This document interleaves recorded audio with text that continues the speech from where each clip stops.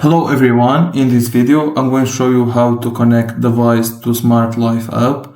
So all you need to do is to load up Smart Life app and then log in to your account, make sure you are logged in, and then press on the plus sign in the top right corner as you can see in the screen, and then press on add device.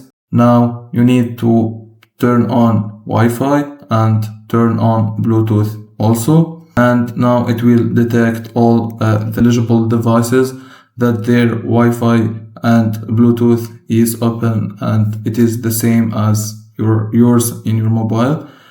Now you can also add manually by choosing the type of the device. You have lightning, sensors, large home appliance and everything. You choose the type and you press on it, and then you follow the prompts on the app screen, and that's it. If you find this video helpful, don't forget to like and subscribe, and thank you for watching.